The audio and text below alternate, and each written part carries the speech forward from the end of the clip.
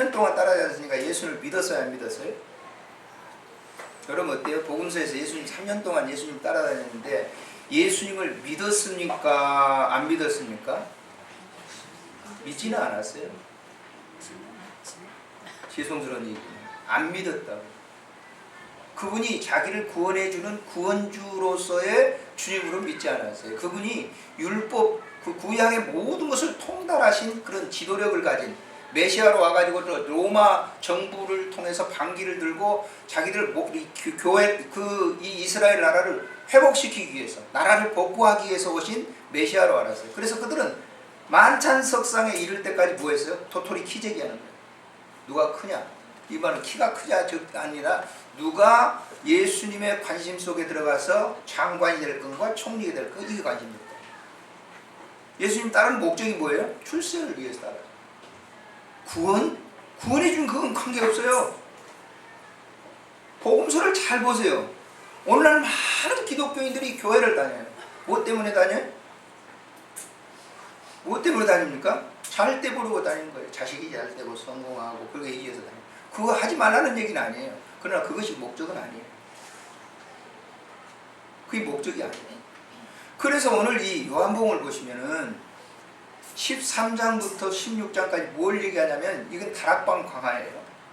우리는 산상보훈이라고 하는 마태복음 5장, 6장, 7장을 갖다 굉장히 중요시 여깁니다만은 그건 율법적인 것이에요. 즉 윤리와 도덕적으로 행하는 것을 갖다가 예수님이 가르쳐 주는 거예요. 그러나 이 요한복음 13, 14, 15, 16장에서 말씀하는 것은 내가 하나님이다. 나를 믿으라는 거예요. 내가 하나님이다. 한번 보세요.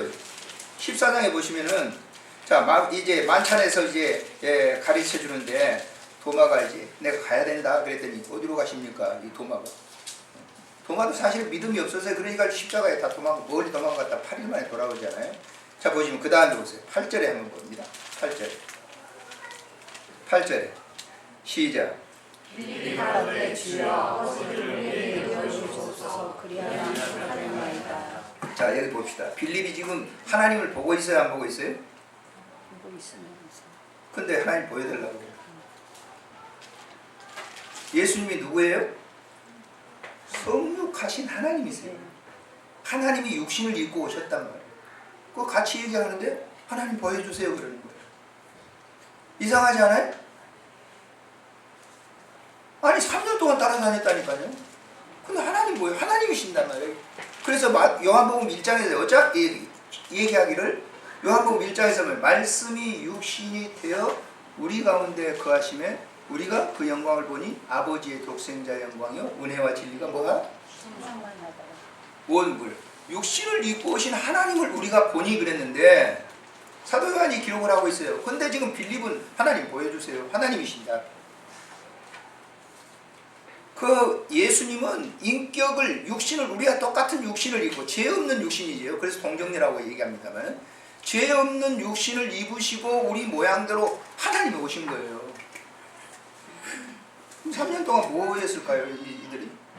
뭐 때문에 안 보였을까요? 예? 뭐 때문에 하나님이 안 보였을까요? 하나님이신데. 안 됐습니까? 뭐 때문에 안 보였을까? 하나님 지금 앞에 계시는데 하나님 보여달라고 하는데 뭐 때문에 안 보였어요? 자기의 육의 안목을 가지고 안경을 끼고 하나님을 봤기 때문에 자기의 육의 안목만 보이는 거예요. 육의 안목으로 보는 거예요. 누구를? 하나님을 육의 안목으로 보는 거예요. 안 보이는 거죠. 본질이 하나님은 안 보여요. 본질이 하나님이 아닌 가상의 하나님은 될 수 있을런저 본질이 하나님 안 보이니까 나 보여주세요 그랬단 말이에요. 그때 보세요. 예수님이 뭐라고 하는 거지? 잘 읽어보세요. 9절에 시작. 예수께서 이르시되 잘 읽으세요. 시작. 예수께서 이르시되 빌립아 내가 이렇게 너희에게 이르시되 네가 나를 알지 못하느냐 나를 본 자는 아버지를 보았거든 어찌하여 아버지를 보이라 하느냐. 10절에 나는 아버지 안에 있고 아버지는 내 안에 계신 것을 내가 믿지 아니하느냐. 네가 뭐하냐? 네가 믿지 아니하느냐. 믿어요 안 믿어요?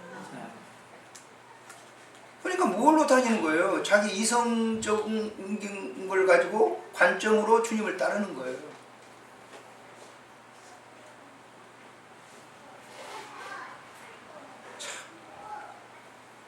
이걸 지금 나를 믿으라는 거예요. 계속 11절에도 나를 믿으라. 그 일로 말미암아 나를 좀 믿어달라는 거예요. 나를 믿으면 하나님이 하시는 일을 내 안에서 너희들이 다 볼 텐데 라고 하는 거예요.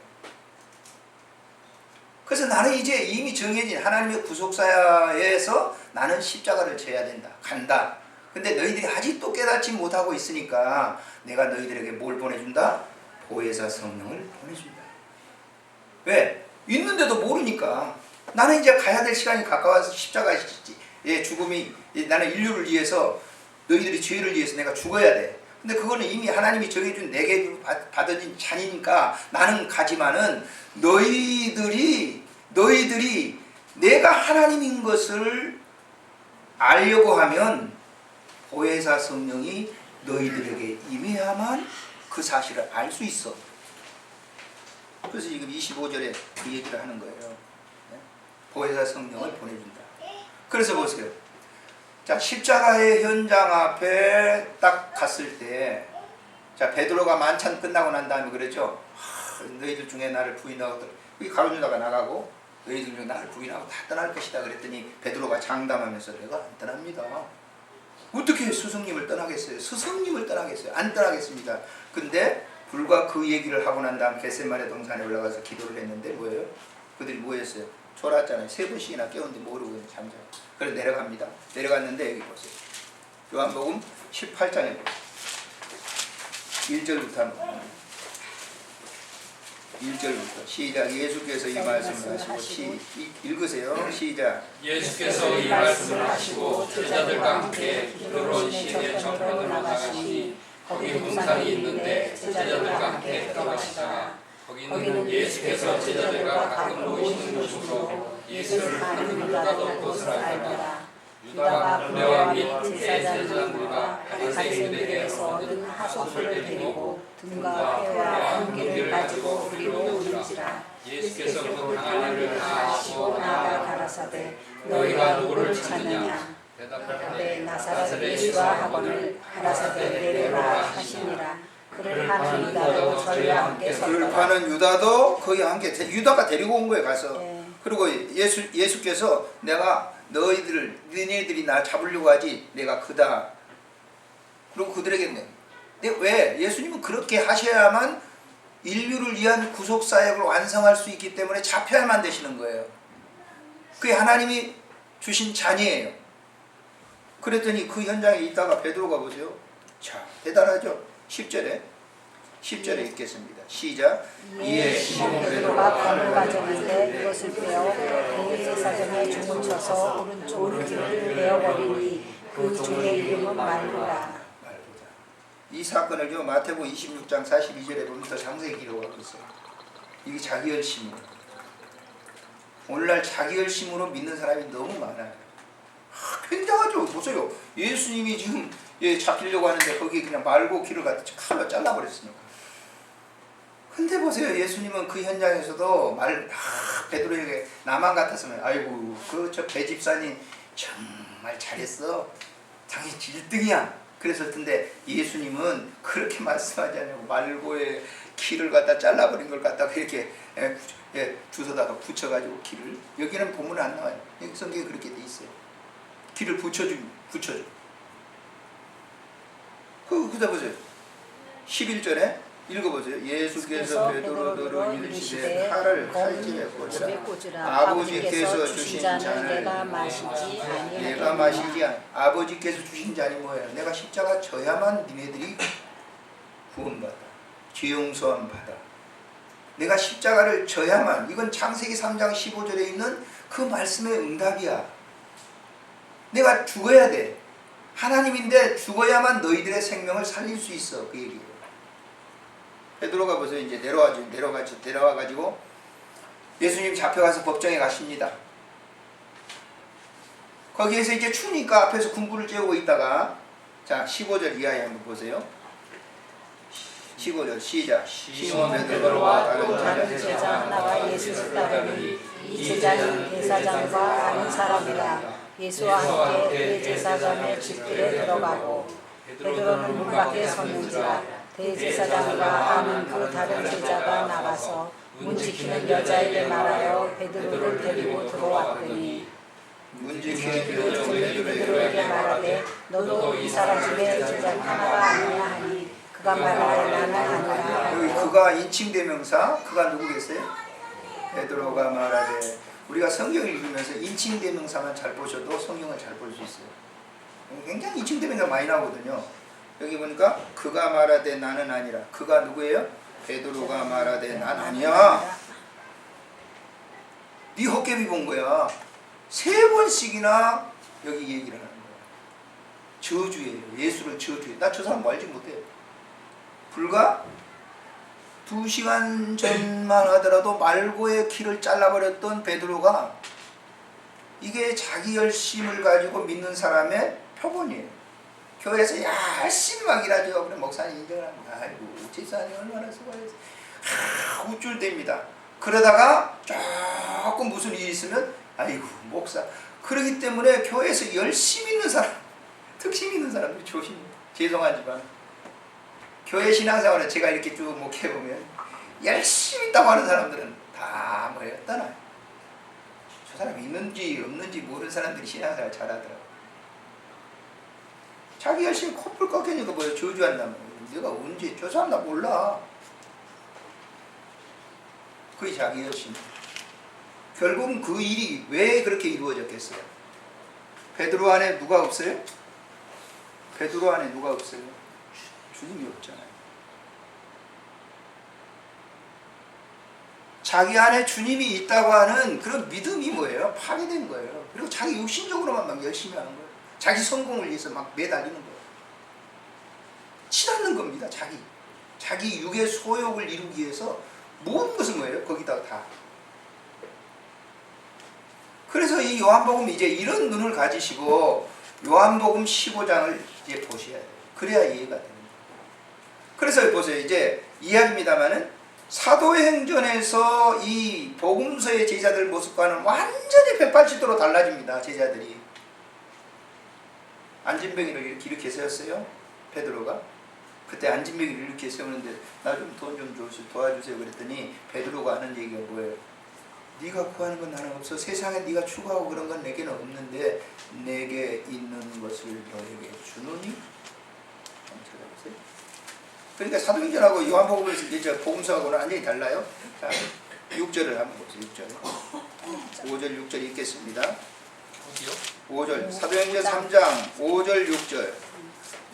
시작. 그가 그들에게 무엇을 얻을까요? 안진뱅이가 지금 그 제자들에게 무엇을 얻을까 요 바라보거늘 베드로가 이르되 은과 금은 내게 없고 내가 세상에 있는 그런 것들은 내게 없어. 이것을 내게 주노니. 이것이 뭐겠어요? 이것이 뭐예요? 내 안에 계신 예수 그리스도. 내 안에 계신 예수 그리스도. 그분을 당신에게 내가 소개해 주겠다는 거예요. 너에게 주겠다. 나사렛 예수 그리스도의 이름으로 일어나 걸어라. 누가 이렇게 세운 거예요? 당연히 누가 안진뱅이를 이렇게 세운 거예요? 응? 딴 생각하셨어요? 아니, 누가 그렇게 세운 거예요? 이렇게 누가 이렇게 세웠어요? 누가 이렇게 세웠어요? 베드로 안에 있는 베드로가 이렇게 세웠어요? 베드로 안에 계시는 주님이 이렇게 세웠어요. 그건 그 다음에 해다 보면 나와요. 여기 지금 15절 이하에 보면 사람들이 막 솔로몬 행각으로 모였어요. 안진뱅이 일어나 버렸으니까. 야, 베드로 대단한 사람이다. 저 예수 돌아가시고 난 다음에 베드로가 그 사역을 하는구나. 막 모여들어서 베드로에게 온 시선이 집중됩니다. 오늘날 신유 은사 받은 사람들이 다 하나님의 영광을 가로챕니다. 이창우 씨가 쓴 누가 하나님의 영광을 가로채는가? 그건 성직자라고 그랬어요. 무서운 얘기죠? 그럼 이 정도면 야, 난 신유은사가 있어. 나한테 와. 다 고쳐줄 거야. 막. 그래서 돈 떼돈 벌잖아요. 빙계와 이단들. 예수 이름 빙자해가지고 얼마나 또 기업이 됩니까? 통일교도 처음에 그렇게 했어요. 전도관. 다 돈 벌어서 또 예수 이름 팔아먹어가지고 다 돈 번 사람들. 그런데 베드로를 여기서 보세요. 그 사람들이 주목하여 베드로를 바라보니까 베드로가 말하기를 내가 하는 것이 아니고 주님이 그 안진뱅이를 이렇게 세웠다. 그 이 사도행전 후에 그 다음에 집에 가서 한번 읽어보세요. 누가 했다는 거예요? 누가 그렇게 일으켜서 했다는 거예요? 베드로는 주님이 그렇게 한 거야. 근데 오늘날 사람들은 뭐예요? 다 가르치는 명건 가르치잖아. 나한테 와. 그럼 난손 다 병나. 예? 요즘은 왜 병 났는데 왜 그냥 오는 게 아니야. 현금 가요. 병원에다도 가르쳐 줄 돈인데 나한테 갖다 주면 병 나고 공짜로 병 나고 수술 안고 나고 그런데 가져와. 저희 숙모님이요 돌아가셨어요. 오래됐는데 제가 신학하고 목회할 때 저희 숙모님이 열심히 특심파였거든요. 저 서대문에 있는 그 감리교 나가셨는데 권사님이셨어요. 하루는 갔더니요 저희 조카 얘기 지금 내가 이제 그때는 이제 부인병이죠. 앞에 이제 암이 들어서 참 힘들어. 그 다음에 갔더니요 조카 봐봐 이거 다 나. 가슴 훌쩍 조카한테 내 요즘 성의했다고 곤란하네. 하여튼 그때는 딱 조카 봐봐 이거 다 나왔어. 근데 그 손톱짝이 맞더라고. 그 김기아가 긁어 파버린 거야. 그래서 수술했다. 성령 수술했다. 나았다고 그랬어요. 3개월이다 돌아가셨어요. 헌금을 어마어마하게 했어요. 괜찮게 사셨거든요. 그때 수도 뭐 공사 하시면서 해가지고 작은 아버지가 수도 공사 그때 하셨습니다.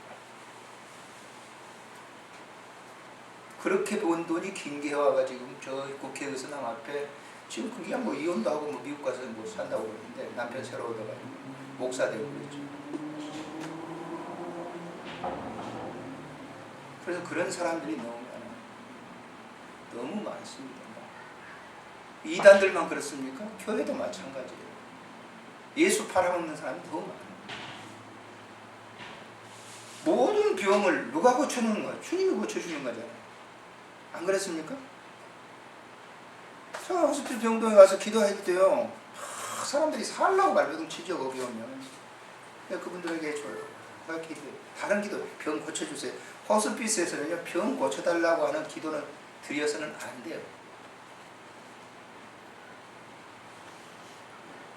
거기서는 기도하는 게 뭐냐 뭐 안 될 건 아니지만은 거기서 주님이 당신하고 같이 계세요. 불안하시죠? 마음 편하게 가지세요. 주님이 함께 하실 거예요. 그럼 어떤 분은요 눈물이 마지막 그거 가는데 그거 고쳐준다면 얼마나 좋겠어요. 내가 당신 고쳐줄 거야. 믿어. 그래가지고 죽으면 어때요? 그 믿음이 없어서 죽었다. 그렇게 얘기하겠죠. 근데 그러고 싶진 않아요. 왜? 주님이 하시는 것을 생명도 연장도 시켜주지만 거두시기도 하시는 건데 거기서 인위적으로 말하지만 당신 살아. 그러면요 호스피스 가서 그런 얘기하면요 굉장히 사람들이 호감을 받을 수 있어요. 그 중에 10명 가운데 1명만 고쳐도 뭐 굉장하잖아요. 왜 이런 현상이 일어날까 하는 거예요. 왜 이런 현상? 누가 그렇게 하신 거죠? 베드로의 마음속에 누가 예수님께서 부활 승천하시면서 사도행전 1장에 딱 보시면 뭐예요? 내가 아버지의 약속하신 것을 너희들이 거기서 기다리라. 그래서 거기서 기다리라. 오순절날까지 10일 동안 간절히 기도했더니 성령이 그들에게 임했단 말이에요. 그 이후에 사건이 바뀌어진 거예요. 복음서의 베드로는 아니에요. 이제 항상 누구 자랑해요? 내 안에 계신. 그거 쭉 보세요. 병 고치는 이적이 있었는데도 다 5장에서도 그렇잖아요. 사도의 표정 나타나고 하는데도 전부 뭐예요? 주님이 하신 것이다. 주님이 하셨다. 자기는 없어요. 그것이 이 요한복음 15장에서 가르치는 핵심이에요. 청년 숨 쉬는 거 누가 해요? 내가 해요? 내가 하세요? 내가 했어요? 내가 하는 거 아니에요. 하나님이 조무락 주무시지도 아니하고 졸지도 아니하시고 그 모든 심장을 뭐예요? 주님이 움직이시는 거예요. 지금은 그렇겠죠. 내가 젊으니까 내가 하는 것이지 내가 하기는 뭘 내가 해요. 엊그제도 우리 그 안수 집사님 조카가 아버지가 작년에 사고로 돌아가셨대요. 그래 안수 집사님 가셨는데 금요일을 못 오셨더라고요. 긴급히 금요일을 기도해 가자고 그러더라고요. 기도하자고 그러는데 그 아버지가 이제 추도일 때만 갔거든요. 근데 긴급히 전화 왔는데 그 조카가 그러니까 아버지 아들이죠. 22살 먹었는데 이 뇌경색으로 쓰러졌어요. 지금 어떻게 됐는지 오늘 내가 가봐야 하는데 쓰러졌어요. 22살짜리. 자기가 가면 왜 쓰러졌겠어요? 안 쓰러지죠. 모르는 거예요. 우리 인간의 이 호흡 기식이라고 하는 거는 하나님이 거둬들으면 그냥 모태에서도 그냥 가는 거예요. 뭐 사람이 오래 사냐 그거는 인간이 세는 이게 조그마한 이렇게 잣대가지고 몇 년 사냐 그것이지 아무것도 아니에요. 그러니까 지금 호흡하는 것도 주님이 호흡을 뭐예요? 그 코에 생기를 불어넣어 주시니라. 창세기 있잖아요. 그래서 호흡하시는 거예요. 감사하세요. 꼭 이런 그런 믿음을 얘기하면 너무 그런 거 아니냐. 그런데 가만히 생각해 보세요. 우리가 건강을 내가 관리한다고 그러면 얼마 동안 할 수 있는 것처럼 생각하죠. 내가 운동하고 막 하니까 그렇겠다. 그렇지만은 병원에 있는 사람들이 누가 운동 않고 싶어서 가요? 다 하나님이 때가 다 끝나면요 데리고 가는 거예요. 그 젊든지 늙든지. 그러니까 모든 게 다 주님의 뜻이에요. 주님. 그걸 내가 지금 얘기하고자 하는 거예요. 그럼 목사님은 하나님을 어디서 봐요? 영으로 기도해가지고 중얼중얼하면서 방언하고 통변하고 그러기 때문에 하나님을 본다? 그런 하나님은요, 저 중국 사람들은 하나님을 어떻게, 예수님을 어떻게 그리냐면요, 대머리 훌렁 벗겨져가지고 그래요. 우리나라 사람은 김 누군가요? 김기창 화백이 그랬는데 예수님을 어떻게 그려요? 다 쓰고 있는 거예요. 흑인들이 하나님을, 주님을 그리는데 어떻게 그려요? 흑인으로. 저 백인들이 하나님 그려놓은 거 보세요. 백인, 그게 하나님이시나요? 주님이시나요? 아니에요. 그건 사람들이 그냥 그려놓은 거예요. 그게 하나님이 될 수 없어요. 그럼 하나님은 어디서 보는가? 성경에서 보지만은 하나님은 바로 여러분들 통해서 하나님이 지금 계시는 거예요. 그래 알고 앉아 계시죠. 안 그랬습니까? 네. 오늘 막 식사를 준비하고 누가 하시는데 그 식사 하루 굉장히 맛있게 먹었어요. 누가 한 거예요? 누가 하신 거예요? 최권사님. 주님이 하신 거예요. 권사님 하셨어요? 네. 권사님 하셨어요? 네. 권사님 하셨어요? 안에 계신 주님이요. 주님께서 저를 통해서 그렇습니다. 하셨습니다. 하나님이 하신 거예요. 그러니까 식사하면서도 말이죠. 아이 식사하는 거 시켜. 아이 짜증나. 내가 권사님께 어쩔 수 없지 하는 거야. 그렇게 식사를 준비했다고 맛이 없을 거예요. 우리 교인들한테 아름답게 식사를 대접해야지. 누가 그런 마음을 주셨어요? 주님이 하신 거예요. 반찬 하나도 딱 넣고 하니까 그 주님이 하시는 거 맛있어요. 교회 밥은 어떻게 그렇게 맛있어요? 네. 맛있죠. 왜? 거기에 뭐가 들어갔어요? 사랑이 들어갔어요. 누구의 사랑? 그리스도의 사랑. 그렇게 믿으시길 바랍니다. 난 그렇게 믿고 싶어요. 권사님이 아니야, 나는 사람이야. 그래도 나는 그렇게 믿고 싶어요. 저희 교회 청소를 하면 화장실 청소 우리 청소 당번이 계시는데 지금 교회 합병해가지고 그렇게 못해요. 또 사람들이 더 많아져가지고 더 안 하더라고요. 청소를 시키면요 끝나고 딱 들어가서 보면요 정말 거짓말 않고 파리가 이렇게 딱 앉았다가 떨어질 정도로 반질반질반질하게 나와요. 누가 하신 걸까요? 만약 이 집사님 얼마나 수고했어 그러면 그 교만기가 들어가니까 가만히 있으면서 저거 주님이 하신 것이지. 그런 눈으로 보게 하시는 건 누가 그렇게 보게 하시느냐? 주님이 보게 하셔요. 사람의 눈을 갖다가 안경을 딱 끼고 보세요. 그러면 사람이 하는 것처럼 말이죠. 이 집사가 열심히 하네. 우리 안에 지금 내 안에 내가 계신다라고 하는 이 말이 바로 그런 거예요. 이거를 놓치는 거거든요, 사람들은. 왜냐하면 이성이라고 하는 것이 항상 눈에 이렇게 딱 쓰고 있으면 이성으로 보는 거예요. 그 사람 판단하는 거예요. 주님은 절대 판단하지 말라고 그랬어요. 사람을 판단하는 기준은 사람에게 두면 보세요. 내가 어떤 사람 이 청년이 굉장히 잘생겼어요. 아, 참 멋있네. 굉장히 잘생겼어. 너무 잘생겼어. 근데 다른 사람이 말이죠. 이 청년을 딱 보는 거예요. 이렇게 보는데 죄송해요. 이렇게 사귀다가 이렇게 저 팔에 탁 걷어차인 어떤 자매가 딱 보는 거예요. 청년을. 그럼 어떻게 보겠어요? 저처럼 막 아름답게 보겠어요? 아이고 그렇게 생겼단 말이에요. 아이고 저런 애가 있어. 아이고 그렇게 볼 거예요. 왜? 자기 이성의 눈으로 보면 그렇게 보여요. 왜 청년을 제가 아름답게 볼 수 있어요? 죄송해요.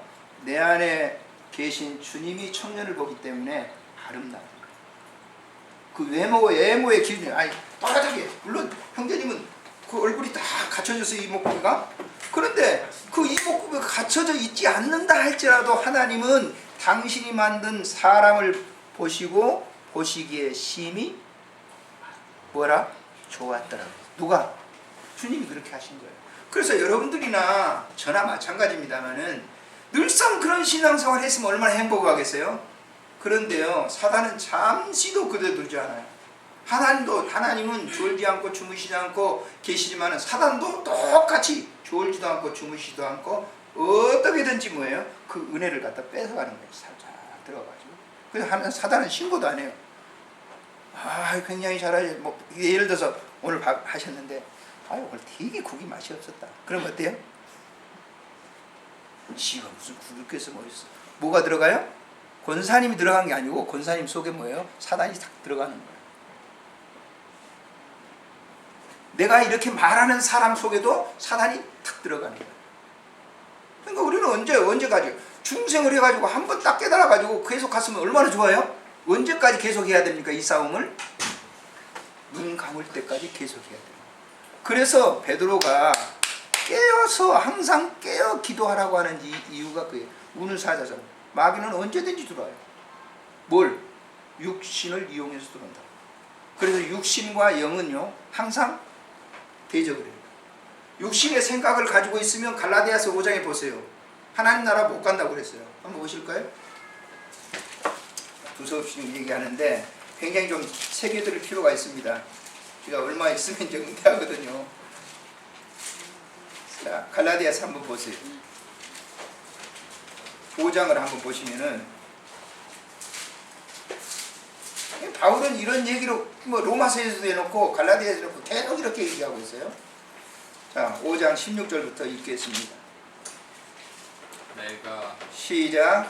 내가 이르노니 너희는 성령을 쫓아내라. 그리하면 육체의 욕심을 이기지 아니하리라. 육체의 소욕은 성령을 거스리고 성령의 소욕은 육체를 거스리나니 이 두 서로 대적함으로 너희의 원하는 것을 하지 못하게 하려 함이니라. 너희가 만일 성령의 인도하시는 바가 되면 율법을 잊지 아니하리라. 육체의 일은 현저하니 곧 음행과 더러운 것과 호색과 우상 숭배와 술수와 원수를 내는 것과 분쟁과 시기와 분냄과 당짓는 것과 불리함과 이단과 주의와 술취함과 방탕함과 또 그와 같은 것들이라. 전에 너희에게 경계한 것 같이 경계하노니 이런 일을 하는 자들은 이런 일이 뭐예요? 이런 일이 어떤 일이에요? 육체에 소속돼서 육안으로 사는 사람들은 하나님의 나라를 유업으로 이 말은 무슨 얘기예요? 하나님 나라 못 가 그 말이죠. 제 얘기가 아닙니다. 육신에 끌려다니는 사람. 그러니까 사단은 뭘 공격해요? 육신을 집중적으로 공격을 해요. 그래서 사단이 애시당초 그래요. 애시당초 에덴 동산에서 아담과 하와를 유혹할 때도 야 선악과를 저거 따 먹어. 그래서 처음에는 하나님이 그거 먹지 말라고 그랬는데 그랬단 말이에요. 그런데 그 다음 사건이에요. 그 다음 하와가 뭐예요? 선악과를 본즉 그렇죠. 보암직도 하고 먹음직도 하고 탐스럽기도 하니라. 우리가 보세요. 육의 안경을 끼고 사람들을 보고 이 육신의 굉장히 어려운 문제입니다. 육의 안경을 끼고 보면 언제든지 뭐예요? 우리는 보암직하고 먹음직하고 탐스럽기도 하는 것이 언제든지 들어와요. 언제든지. 그래서 갈라디아서에 보면 이 바울 사도가 성령의 열매를 얘기하고 있어요. 9가지 열매라고 얘기하는데 성령이 임하는 사람들의 품행에 대해서 그걸 저 사람이 사랑을 해요. 그 에로스적인 사랑이 아니라 사랑이라고 하는 것은 그냥 아무런 대가 없이 줘버리는 거잖아요. 그걸 가장 근접한 것이 뭐냐면 부모가 자식을 사랑하는 사랑이 가장 근접한 사랑이에요. 완전한 건 아니에요.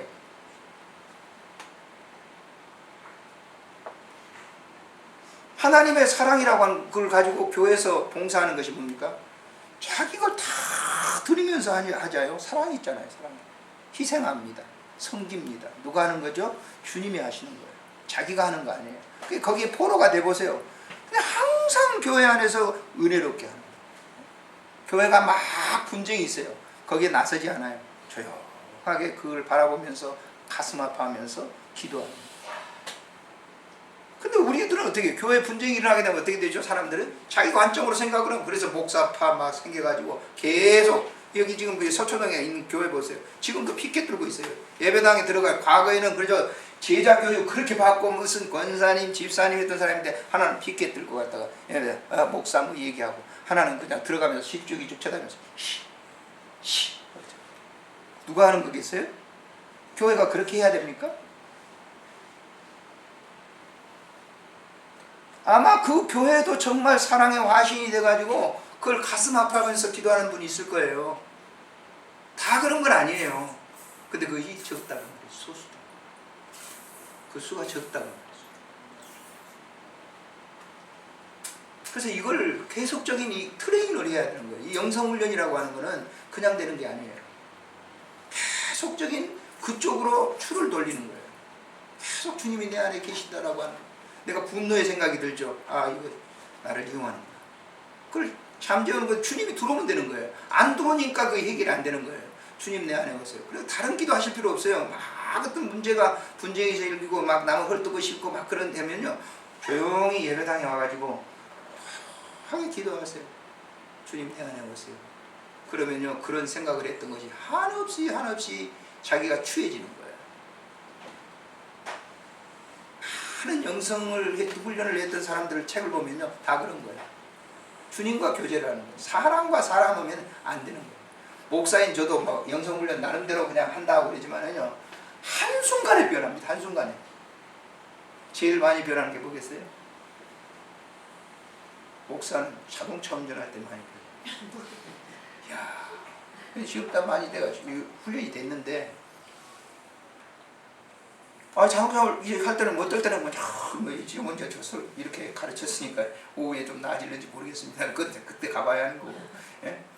가다가 말이죠, 자기는 끼어들어. 바쁘면 끼어들어가지고 가면서 당연히 잘 비켰다. 근데 자기 앞에 끼어들려고 하는, 조금 불법적으로 끼어들려고 하면 어때요?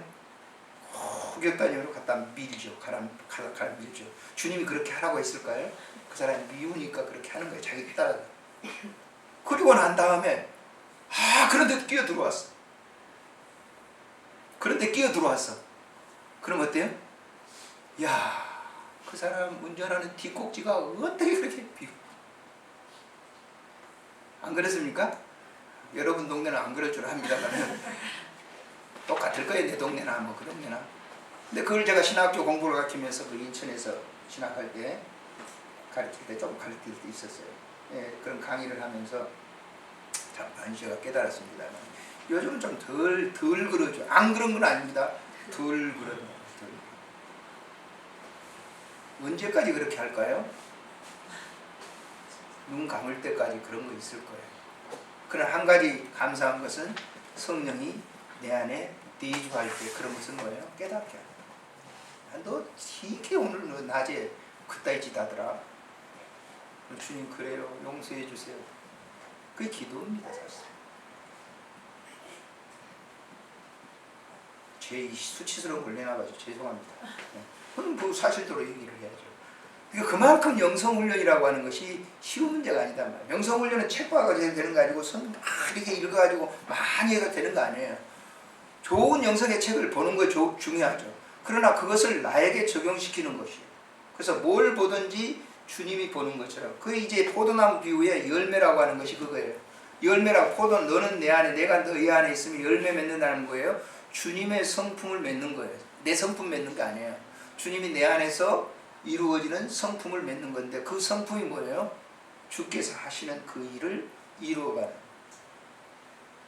그래서 지금 영성훈련을 하는 분들은 그런 그룹 단체적으로 이렇게 모여가지고 하잖아요. 소그룹이 돼서 거기 그냥 집도 내팽개치고 막 그렇게 하는 분들이 있어요. 그게 잘하냐 못하냐 그건 내가 모르겠죠. 평가를 제가 못하죠. 그러나 문제는 잘한다고 하는 사람들은 이 세상 속에, 현실 속에 들어가서 주님의 그 뜻을 세우는 거, 그렇게 그냥 영성해가지고 뭐 한 20 그룹 지어가지고 거기서 먹고 자고 그렇게 생활하는 거, 그건 다 할 수 있죠. 안 보잖아요. 잘하는 사람은 어떤 사람이에요? 사회 속에서 직장생활을 하면서 그 속에서 주님의 성품을 드러내는 그런 삶을 사는 사람이 잘하는 것이죠. 좀 쉽지 않는 문제지만 그렇게 하는 것이 잘하는 거예요. 따로 그냥 산속에 들어가지 마세요. 그거는 불교화하는 거예요. 그러니까 그 현실 속에서 이거를 계속 트레이닝을 하는 거예요. 그래서 언제든지 물어야 돼요. 언제든지 내 안에 지금 주님의 성품이 있는지. 그 뭐예요? 주 안에 이제 주님이 내 안에 계십니다라고 하는 고백이 있게 되면 성품이 있게 돼 있어요. 그 열매로 나타나잖아요. 반드시. 그래서 사도 바울은 복음 이 서신서에서 보면은 언제나 그런 얘기예요. 빌립보서에 보시면 이런 고백을 하는데 한번 보세요. 그게 이제 성품이거든요. 빌립보서 1장을 한번 보세요.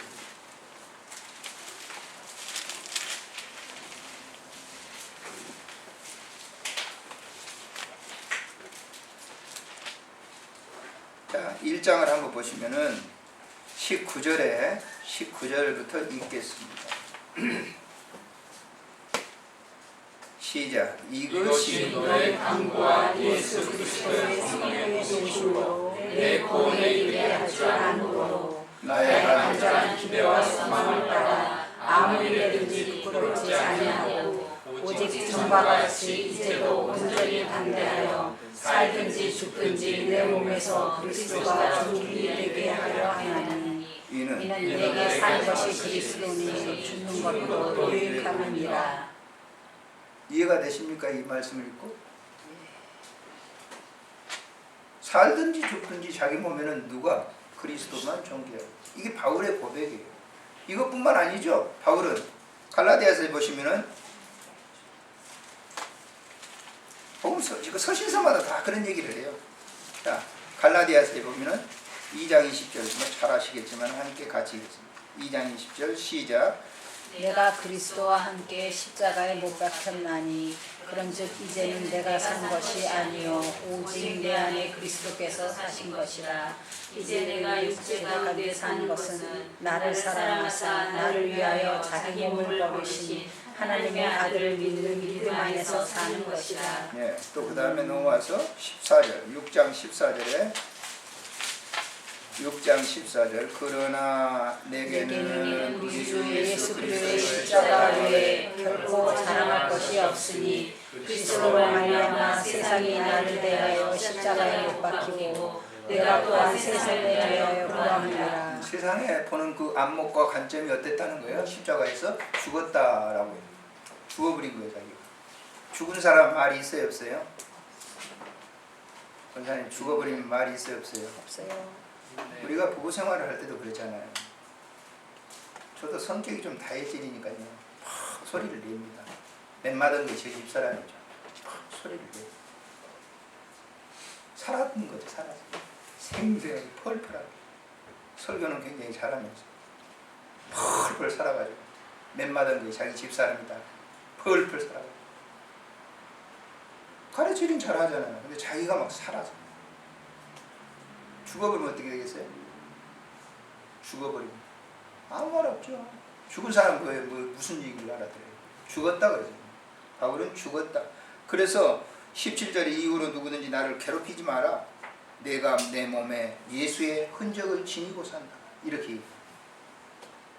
이게 결국은 요한복음 15장에 있는 말씀이에요. 예수의 흔적을 가지고 산다는 말이 곧 그리스도 안에 내가 존재하고 있다라고 하는 것이죠.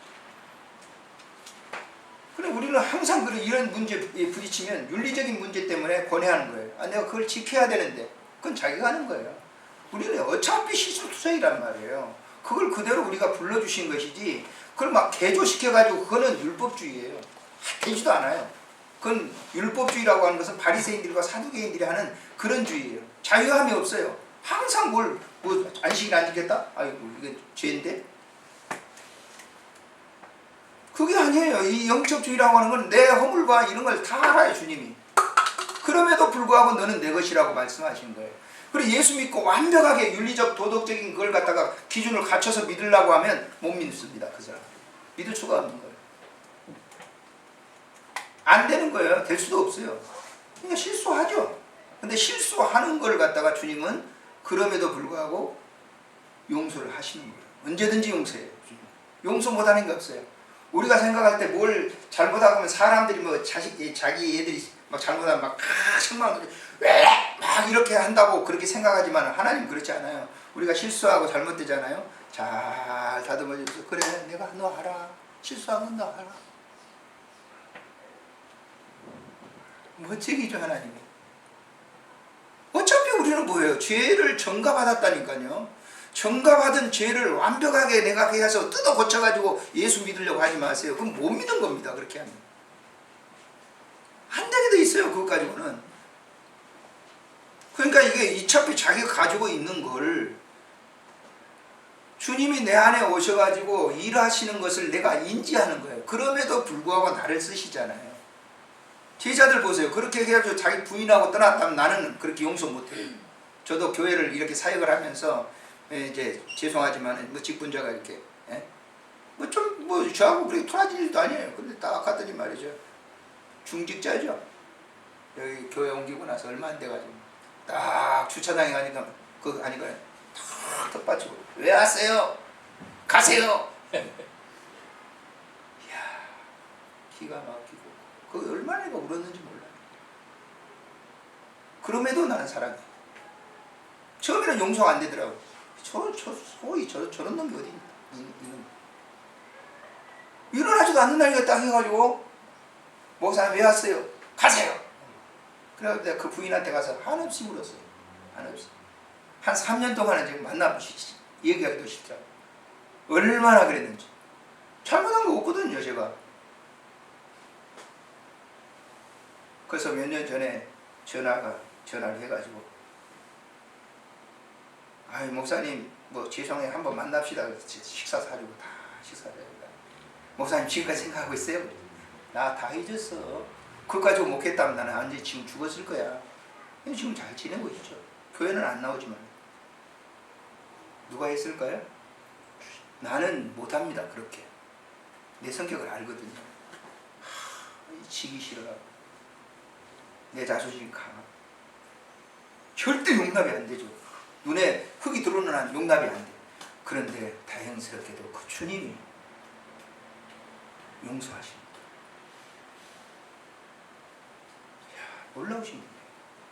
나는 안 된다니까요. 내가 그걸 지키려고 했다고 하면 나는 안 될 거예요. 한 실례입니다만은. 여러분 혹시 미워한 사람 있어요? 그럼 여러분은 안 되는 거예요. 그건 당연한 거예요. 그러다가 고집을 씩씩 부리는 거죠. 계속. 그러다가 어느 순간에 성령이 주님이 내 안에 딱 들어오시면요. 다 용서가 돼요. 누가 용서해 주죠? 주님이 용서해 줍니다. 그 영성생활이에요. 그게. 근데 우리는 윤리적 도덕적인 것을 갖다 딱 그걸만 채우려고 그걸 지켜야만 잘하는 것처럼 그거 안 된다니까요. 안 돼요. 해보세요. 고생만 하다가 평생 그렇게 살다가 하는 거죠. 그렇게 안 되는 거예요. 자유는 없잖아요. 그러니까 주님이 내 안에 계신다고 하는 이런 내가 지금 내 삶 속에 그래도 부족한 부분이 많지만은 주님의 원하시는 그 사랑, 그런 온유함, 다른 사람들을 섬기는 거, 이거 다 주님이 하시는 거예요. 지금 이 시간에 여러분들이 지금 여기 자리에 앉아 있는 것도 주님이 하시는 거예요. 이해가 안 되지만 이해하세요. 주님이 하시는 거예요. 내가 한다고 하지 마세요. 그럼 여기 앉아 있다고 다 되느냐? 아니에요. 아직도 육신의 생각에 사로잡혀 있게 되면 그거는 아닌 거죠. 하나님을 기쁘시긴 못하는 거예요. 그게 어려운 거예요. 그래서 항상 내 안에 주님이 계신다고 하는 고백을 하는데 딴 생각을 가지고 있어요. 지금 이 시간 딴 생각을 가지고 있다고 하면 그거는 속이고 있는 거예요. 스스로 자기를 속이고 있는 거예요. 얼마나 괴로운 일이에요. 여기 앉아가지고. 어려운 문제입니다. 실질적으로 있었던 건 예배를 우리가 신령과 진정으로 예배를 드린다. 그러면요. 그 예배 시간은 온전히 하나님만 집중되어 있어야 돼요. 주께 내 모든 것을 드리고 있어야 돼요. 생각도 다 주님 것이고 감정도 다 주님 것이고 주님이 마음대로 요리하세요. 주님 것입니다. 라고 하는 고백이 그 속에 있어서 정말 찬송 부르는 것도 주를 위해서 기도하는 것도 주를 위해서, 드리는 것도 주를 위해서 다 모두 다 몽땅 다 주님의 것입니다. 주님 나를 요리해 주시고 마음대로 주님께서 나를 써주세요. 그런 생각에 집중 포로가 돼가지고 그것이 신령과 진정입니다. 그런데 만에 하나를 보세요. 한 40년 전인가요? 저희 교회 서대문교회에 있었는데 어떤 집사님 정말 열심히 현조동에서 계셨거든요. 저 관상대까지 이제 사거리까지 내려오셔서 신앙생활 하시는데 저도 거기에 있었어요. 현조동 이게 비둘기집 같은데 거기서 이제 예배를 나오시는 거예요. 그 예배를 나오셨는데 주일날 굉장히 막 안절부절하고 예배도 끝나기 전에 막 축도도 끝나기 전에 막 쏜살같이 가져버리더라고요. 무슨 일인가 그때는 몰랐어요. 한참 있다가 우리가 같이 이제 교사였기 때문에 얘기를 하시는 거예요. 그때 왜 그렇게 빨리 가셨어요? 주일날인데 이제 그때는 빨래를 이렇게 삶잖아요. 그래가지고 어디다 올려놓죠? 연탄 이렇게 해가지고 올려놓잖아요. 이 대야에다가. 네. 선생님 아시죠? 대야에다 딱 올려놓고 했는데 워낙 바쁘다 보니까 예배 시간에 쫓기고 그러니까 그냥 손살까지 달려온 거예요. 그래가지고 거룩 그때가 잘했어요. 장로님이 이제 기도합니다. 다 같이 기도하십시다. 세상에 어린 모든 걸 다 버리고 주님 앞에 왔습니다. 번쩍 떠오른 것이 대야의 빨래입니다. 세상에 모든 거 다 버리고 왔습니다. 그랬는데 자기가 번쩍 떠오른 것이 대야의 빨래. 몇 푼어치도 되지 않는 것입니다. 눈 뜨고 나서 대야 그 빨래가 집에 불 나버리면 어떻게 될까? 별 생각을 다 예배가 되겠습니까? 그럼 빨래 때문에 예배가 안 되죠. 목사님 설교가 들어오겠어요, 안 들어오겠어요? 지금 빨래가 급한데. 그래서 축도가 끝나자마자 그렇게 그냥 시속 한 200km 해가지고 집에 가보니까 이게 계단이거든요. 어떻게 올라갔는지 오래돼요. 올라가서 불은 안 나고 멀쩡해. 가서 보니까 빨래는 내려져 있어. 남편은 뒤에서 딱 자고 있어. 여보 왜 그렇게 빨리 왔어? 빨래. 그래서 그분이 그 얘기를 하시더라고요. 우리가 예배 드릴 때 조그만 그런 어떤 그건 조그만 사건도 아니죠. 들어오면 예배가 안 되는 거죠. 그건 앉아 있을 뿐이에요. 영성의 예배라고 하는 것은 내가 여기 앉아 있는 이 순간 주님이 내 안에 지금 거하셔서 영광을 받으시는 거예요. 아무 생각이 없어요. 그냥 주님과 함께 있다고 하는 것 자체가 그냥 기쁨이에요. 이해가 되세요? 네. 근데 그런 훈련이 계속 해야 되는 거예요. 하루만 생각해가지고 되는 거 아니에요. 그래서 이 영성생활이 힘들다는 것이죠. 어렵다는 것이죠. 그런데 그 속에 들어가면 어려운 게 아니에요. 내가 좀 실수한다 할지라도 하나님 다 알아서요. 그렇다고 막 죄 짓는 줄 압니까? 그렇지 않아요. 그런 영성 속에 들어가면 그것들이 자꾸 줄어들어요. 알거든요. 그래서 예수 잘 믿는 사람들, 권사님이나 이렇게 연로하신 분들 있잖아요. 목사님들도 이렇게 보면 정말 예수 잘 믿는 사람들 보면 그 속에 품성에서 녹아나는 거죠. 삶 속에서. 그래서 한 40년 전의 얘기입니다만 저 영락교회 앞에 을지로에서 제가 전도지 한 장 받았던 그때 당시에 80 넘은 권사님을 제가 지금도 잊어버리지 않고 있어요. 천국 가서 그분을 만나야 될 텐데 전도지 한 장 주면서 청년 예수입니다.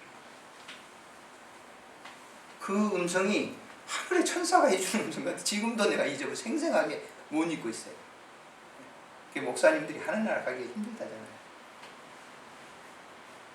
말을 너무 많이 해가지고 예화를 들면서 그런 예화를 마지막 마칠게. 천국에서 집사님도 다 천국에 있어요. 권사님도 다 천국에 가서 있는데 집사님들이 막 들어오는 거지. 천국에 막 들어오는데 예수님 저기 앉아 계시면서 왔어? 너 왔구나? 뭐 이렇게 한 6개월 지나가지고 목사님이 들으시대요. 목사님 그러니까 예수님이 그냥 그 보좌에 앉아서 벌떡 일어나가지고 그냥 버섯만 너 왔냐 참 너 왔냐 기뻐하시네. 집사님들 권사님들이 뿔이 났어요. 세상에 있을 때도 그냥 권사님들 집 목사님들 그냥 대접받고 그랬는데 산날도 별 수 없어.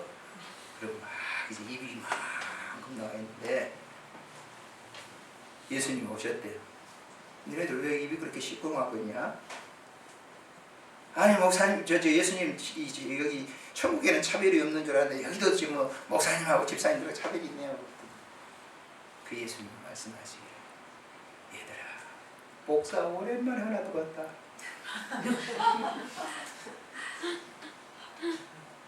저는 그 얘기 듣고요 굉장히 천국에 지금 내가 여기서 장담한다고 해서 나 천국 갈 것이다 그건 내가 몰라요. 하늘나라 가봐야 알죠. 사람들은 뭐 이 정도 믿음이면 가겠지. 그건 하나님 나라에 가고 안 가게 하는 건 하나님이 하시는 일이지 내 할 건 아니에요. 그래서 거의 교만하거든요. 저도 항상 죄수로 목회를 이렇게 해가지고 그런 생각이 있죠. 그래서 지금 이제 남는 숙제는 뭐냐면 이제 은퇴하고 하는 게 뭐 목회 쉰다 그건 아니면 내 할 일이 있겠죠. 무지 할 일이지 뭐 쭉 이렇게 있는데 어떻게 하면 이 주님을 이렇게 이 내 생애 가운데 이 라스트 부분을 갖다 잘 이렇게 해야 될 건가 그게 숙제예요. 그 숙제. 언제나 우리는 유혹을 받을 수 있거든요. 언제든지. 그래서 그 숙제. 그래서 지금 여기 녹화해 놓은 것도 이게 이제 나가거든요. 제 주일 설교 참 나갑니다. 근데 나는 이제 가고 없어도 이 메시지 전해놓은 것은 계속 있을 거 아니에요? 그래서 녹화를 하는 거예요. 제 유튜브 채널이 있거든요. 개인 채널. 그래서 하는 거예요. 거기 여러 가지 음악도 있고 다 있는데 제가 하는 거, 지금 이 메시지를 잠깐 여기 오늘은 이게 다 했는데 풀로 했는데 주일날 메시지 같은 거는 작게 하거든요. 15분 정도. 미국에 있는 분들도 있고 그런 분들이 하나라도 이렇게 딱 제대로 된 복음에 걸린다고 하면 그것처럼 큰 행복감이 있어요. 목사가 사람 떨어뜨리는 이제 왕인데 사람을 주님께 붙게 하는 그 일에 사역에 참여한다고 하면 그것처럼 행복한 거 어디 있겠어요? 그렇지 않습니까? 누가 그러더라고요. 목사님들은 사람을 떨어뜨리는데 도 같았대요. 네? 교인들을 떨어뜨리는데 도 같았대요. 그런데 목사가 그런 일에 참여해서 사람을 구원받는 무리들로 인도하는 그런 가이드 역할을 하는 것. 인도자는 완전하게 구원시키는 거 아니지만은 가이드 역할은 복덕방 주인, 중매쟁이가 된다고 하면 바울처럼 얼마나 행복하겠어요. 오늘도 말씀을 맺으면서 사랑하는 여러분들, 어쩌면 목사님, 신목사님이 저에게 이런 시간을 주셨는지 모릅니다. 전 잘 알 수 없어요. 그러나 하나님의 뜻이 계셔서 이 가운데 정말 주님을 사랑하고